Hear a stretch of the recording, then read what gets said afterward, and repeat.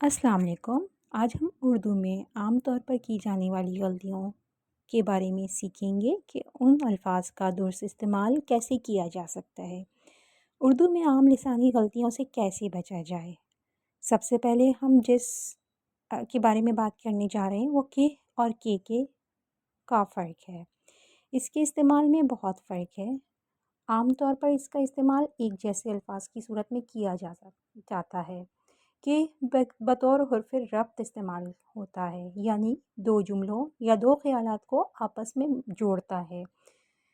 اس کی مثال دیکھیں، مجھے معلوم ہے کہ وہ آئے گا، دو الگ الگ جملے ہیں۔ اسی طرح میں یقین رکھتا ہوں کہ تم کامیاب ہوگے، یہاں پر بھی دو جملوں کو ملانے کے لیے استعمال ہوا ہے۔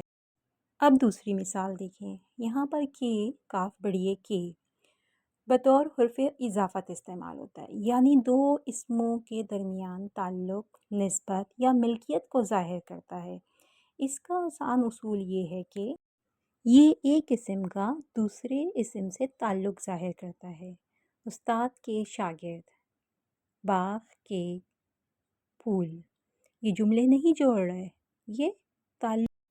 ایک بار پھر سے دہرا لیتے ہیں، دونوں کا فرق کیا ہے کہ دو اسموں کے تعلق کو ظاہر کرتا ہے، یعنی جیسے کہ استاد کے شاگرد، اور کہ دو جملے یا خیالات کا تعلق جوڑتا ہے آپس میں۔ مثال کے طور پہ میں جانتا ہوں کہ وہ آئے گا۔ چلیں، اس فرق کو یاد رکھنے کا آسان طریقہ کیا ہے؟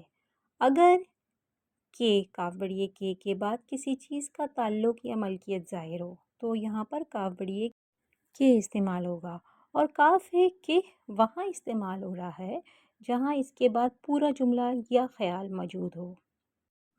چلیں جلدی سے ایک سادہ سا اور مختصر اعادہ کر لیتے ہیں کہ کاف بڑھئے کے دو اسموں کے تعلق کے لیے، اور کہ کاف ہے کہ دو جملوں کے تعلق کے لیے استعمال ہوتا ہے۔ امید ہے آئندہ آپ یہ سب یاد رکھیں گے۔ اللہ حافظ۔